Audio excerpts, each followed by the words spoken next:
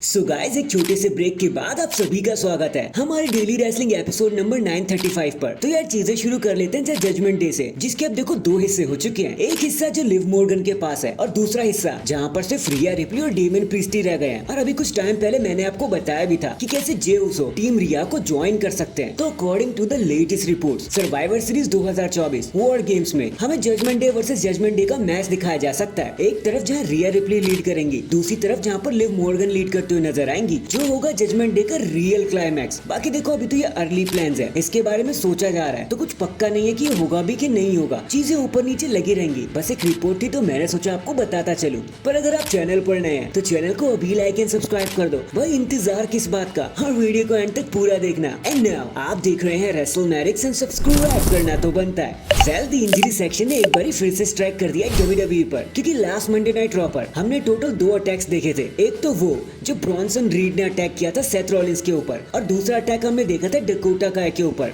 तो according to the news ये दोनों ही स्टार्स सिर्फ इसलिए इस तरीके से दिखाए गए थे ताकि सेथ एंड डकोटा को एक ब्रेक दिया जा सके। उनकी इंजरी जो हुई है उसमें पूरा आराम मिल सके उन्हें, जरा सा उन्हें टेलीविजन से ऑफ किया जा सके। बाकी सेथ तो खैर बैश एंड बर्लिंग के लिए एक्सपेक्ट भी किए जा रहे हैं अगेंस्ट ब्रॉन्सन रीड। बाकी लेट्स सी अब आगे दोनों स्टार्स कब पूरी तरीके से ठीक होते हैं। #Get well soon buddies. Next TKO holdings जो WWE एंड UFC दोनों को ओन करती है, उन्होंने अपना सेकंड क्वार्टर का रिजल्ट रिवील कर दिया है, जो अभी जून 30 2024 को क्लोज हुआ था। तो TKO ने एक बार ही फिर से सिक्सर एंड होम रन मार दिया है, क्योंकि रिवेन्यू पूरे 179% से ऊपर हो गया है। या फिर आप ये मान लो कि जो नंबर्स पहले कभी 564 मिलियन के हुआ करते थे, वो अब बढ़कर $851 मिलियन तक पहुंच चुका है। और इसमें अगर कंट्रीब्यूशन की बात कर ली जाए तो UFC 394 मिलियन पर है और WWE 456 मिलियन पर। मतलब WWE का पलड़ा थोड़ा सा तो भारी है UFC से। बाकी चलो फायदा तो TKO होल्डिंग से हो रहा है भाई, हमें इससे क्या लेना देना।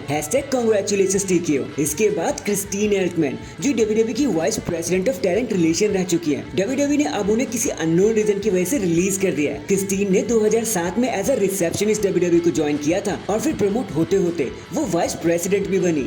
बट अब शी इज आउट। उनको रिप्लेस किसने किया देखो अभी ये तो नहीं पता चल पाया, but all the best to miss Christine. Hope आगे लाइफ में उनके साथ चीजें अच्छी रहेंगी। नेक्स्ट भी हाल ही में अपने खुद के पॉडकास्ट इम्पल्सिव पर आते हुए लोगन पॉल ने बताया कि देखो मुझे रोमन जैसे लोगों से बहुत जलन होती है। To be honest I mean Roman जैसे लोग रिस्क भी नहीं लेते, कोई हाई फ्लाइंग मूव नहीं करते, अपनी बॉडी ऑन द लाइन भी नहीं रखते, बट स्टिल उन्हें लाउडेस्ट पॉप मिलता है, इज्जत मिलती है, क्योंकि लोग उनकी स्टोरी लाइंस में इतने ज्यादा इन्वॉल्व एंड इंडल्ज रहते हैं। और हमें ही देख लो, हमें जरा सा ओवेशन लेने के लिए अपने पसीने निकाल देने पड़ते हैं। और इतना क्या अगर लोगन शांत हो गए, और लोगन भाई आपकी गलती नहीं है, रोमन से अपनी पूरी दुनिया जलती है, तभी तो उन्हें हेड ऑफ द टेबल कहा जाता है।